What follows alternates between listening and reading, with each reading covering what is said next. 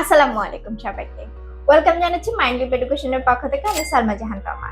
আজকে আমরা কথা বলতে যাচ্ছি ইউরোপের অন্যতম গেটওয়ে সাইপ্রাস নিয়ে। সাইপ্রাসের পজিটিভ এবং নেগেটিভ দিকগুলো আপনাদের সামনে তুলে ধরার চেষ্টা করব। আজকের আলোচনায় আমাদের সাথে উপস্থিত আছেন এমডি ইব্রাহিম খলিল তোহা। আসসালামু আলাইকুম স্যার। ওয়ালাইকুম আসসালাম। কেমন আছেন? আলহামদুলিল্লাহ ভালো আছি। আজকে যেহেতু আমাদের আলোচনার টপিকই সাইপ্রাস, আমি একটু ফার্স্টেই শুরু করতে চাচ্ছি যে সাইপ্রাস কোন কোন স্টুডেন্টের জন্য বেস্ট চয়েস হতে পারে। নরমালি সবার জন্যই টার্গেটেড অপশন হতে পারে, কিন্তু এখানে আমি কিছু ক্যাটাগরি দিতে পারি আপনাকে। সেটা হচ্ছে যেমন ধরেন আমাদের এখন অনেক স্টুডেন্ট আছে যারা অলরেডি বিভিন্ন কান্ট্রি থেকে রিফিউজ খেয়েছে। সো তারা চাইলে অ্যাপ্লিকেশন করতে পারে, কারণ অনেকে দেখা যায় যে এক একটা কান্ট্রিতে প্রসেস করতে 5 থেকে 7 মাসের মতো সময় লেগে যায়। তো তাদের অনেক সময় আইএলটিএস এর মেয়াদগুলো শেষ হয়ে যায়। তো সেই ক্ষেত্রে তাদের জন্য একটা বেস্ট অপশন হতে পারে সাইপ্রাস, যেহেতু 100% visa ratio till now almost ধরতে পারেন 100% ভিসা রেশিও। এরপরে যাদের স্টাডি গ্যাপটা অনেক লং, যেমন ধরেন যারা 2013, 15, 17 এই সময় কমপ্লিট করেছে, এইচএসসি করেছে, তো তাদের ক্ষেত্রে Cyprus can be good option, কারণ Cyprus is accepting long study gap. এরপরে আপনার হচ্ছে যাদের আইএলটিএস এর স্কোরটা একটু কম, ধরেন 4 or 5 এরকম যারা আছে তারা অ্যাপ্লিকেশন করতে পারে। পাশাপাশি যারা একটু অ্যাফোর্ডেবল কস্টে ভালো একটা ইউরোপিয়ান স্ট্যান্ডার্ড আর নর্থ আমেরিকান স্ট্যান্ডার্ডে পড়াশোনা করতে চাচ্ছে, তাদের জন্য সাইপ্রাস টার্গেটেড অপশন হতে পারে। এরপরে হচ্ছে যাদের একটু লো সিজিপিএ, যেমন ধরেন অনেক স্টুডেন্ট দেখবেন যে 2.3 এরকম বা 2.2 এরকম সিজিপিএ অনেকের এসএসসিতে থাকে, তাদের জন্য এটা ভালো অপশন হতে পারে। আচ্ছা, টিউশন ফি রেঞ্জটা যদি একটু বলতেন। আচ্ছা, টিউশন ফির রেঞ্জটা হচ্ছে নর্মালি অ্যারাউন্ড 5,000 ইউরো থেকে ওদের রেঞ্জগুলো শুরু হয়। নর্মালি প্রায় 6,000-6,500 ইউরো থেকে ইউরো পর্যন্ত ওদের রেঞ্জ আছে। তবে এখানে একটা ইম্পর্টেন্ট পার্ট আছে, সেটা হচ্ছে প্রথম বছরে হয়তোবা স্ট্রাকচারটা এরকম হয়, কিন্তু দ্বিতীয় বছর থেকে কিন্তু আপনার কিন্তু 50 থেকে 60% পর্যন্ত স্কলারশিপ অপরচুনিটি থাকে। সেক্ষেত্রে তখন আবার স্কলারশিপ অপরচুনিটি পাওয়ার পর 3 থেকে 4,000 ইউরোতে নেমে আসে টিউশন ফি। এবং পাশাপাশি আরেকটা জিনিস বলতে চাই, মাস্টার্স প্রোগ্রামের টিউশন ফিটা একটু ভিন্ন হয়।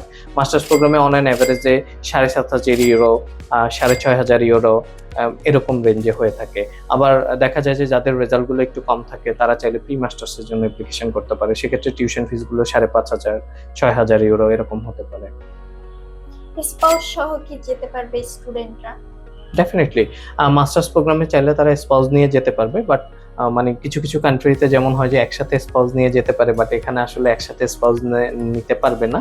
সেক্ষেত্রে স্টুডেন্টকে আগে ভিসা পেয়ে ওখানে যেতে হবে, তারপরে 3 বা 4 মাসের মধ্যে যখন টিআরসি কার্ড পেয়ে যাবে তখন হয়তোবা তার স্পাউসকে সেখান থেকে অ্যাপ্লিকেশন করে নিয়ে যেতে পারবে। আচ্ছা ভাই, একটু যদি বলতেন যে স্টুডেন্ট থাকাকালীন সময়ে কত ঘন্টা ওয়ার্ক করতে পারে এবং কি কি ফ্যাসিলিটি পেতে পারে? আচ্ছা, ডিউরিং স্টুডেন্টশিপ স্টুডেন্ট প্রায় আপনার অন অ্যান অ্যাভারেজে 20 ঘন্টা পার উইকলি পেতে পারে, বাট এখানে কিছু শর্ত আছে, যেমন আপনাকে টিআরসি কার্ড অথবা পিঙ্ক কার্ডের উপর অনেক কিছু নির্ভর করে। সেই শর্তগুলো যদি ফুলফিল করে 20 আওয়ার্সের ওয়ার্ক পারমিট পায়।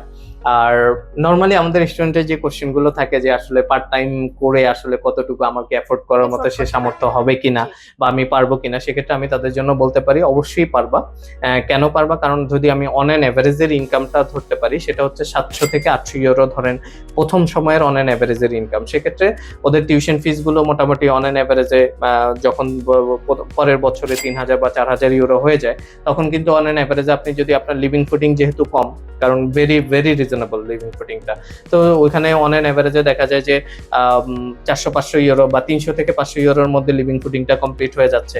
তো সেক্ষেত্রে কিন্তু অন অ্যান অ্যাভারেজে 200-300 ইউরোর মতো স্টুডেন্টের কিন্তু সেভিংস থাকতেছে। তো সেভিংস থাকলে দেখা যায় যে আপনি যদি বছরের হিসাব করেন, সেক্ষেত্রে অন অ্যান অ্যাভারেজে 3600 থেকে 4,000 ইউরো কিন্তু তার একটা সেভিংস জমা হচ্ছে। সেক্ষেত্রে সে ইজিলি কিন্তু টিউশন ডিপোজিটটা করতে পারতেছে তার নিজের ইনকাম থেকে। ঠিক আছে। হ্যাঁ, লাস্টে একটা অপশন জানতে চাচ্ছি যে বাংলাদেশে তো অনেক কনসালটেন্সি ফার্ম আছে, তো স্পেসিফিকলি মাইন্ডলিপ এডুকেশনকে কেন স্টুডেন্ট চুজ করবে তাদের প্রসেসিং কমপ্লিট করতে, এবং হচ্ছে মাইন্ডলিপ এডুকেশনের পক্ষ থেকে আমরা স্পেশাল কি অফার করছি স্টুডেন্ট? আচ্ছা, মাইন্ডলিপ এডুকেশন বেসিক্যালি সাইপ্রাসের অনেকগুলো ইউনিভার্সিটির ডিরেক্ট অথরাইজড এজেন্ট। সো সেক্ষেত্রে আমাদের সাথে যদি প্রসেস করে, সে একটা এক্সপার্ট গাইডেন্সের আন্ডারে আফটার ভিসা এবং বিফোর ভিসা আমাদের কিন্তু কোনো ধরনের কোনো চার্জেস নাই। তাহলে সে এক্সপার্ট গাইডেন্সের আন্ডারে একদম উইদাউট এনি কস্ট কিন্তু সে তার প্রসেসটা কমপ্লিট করতে পারছে। আচ্ছা হ্যাঁ, একটু কোট করছি আমি। স্টুডেন্টদের সুবিধার্থে যে আমাদের আফটার ভিসা বিফোর ভিসা কোনো চার্জ নেই। No charges. থ্যাংক ইউ ভাইয়া, আজকে আমাদেরকে এত সুন্দর ইনফরমেশন শেয়ার করার জন্য। ওয়েলকাম। আপনারা যারা এরপরেও সাইপ্রাস সম্পর্কে বিস্তারিত জানতে চান, আমাদেরকে ফ্রি কনসালটেশনের জন্য আমাদের অফিস ভিজিট করতে পারেন। এছাড়াও আমাদের হটলাইন নাম্বারে কল দিয়ে আপনারা ফ্রি কনসালটেশন নিতে পারেন। আজ এ পর্যন্তই, সবাই ভালো থাকবেন, সুস্থ থাকবেন। দেখা হবে নতুন কোনো ভিডিওতে আরো গুরুত্বপূর্ণ টপিক নিয়ে আপনাদের সাথে। আল্লাহ হাফেজ।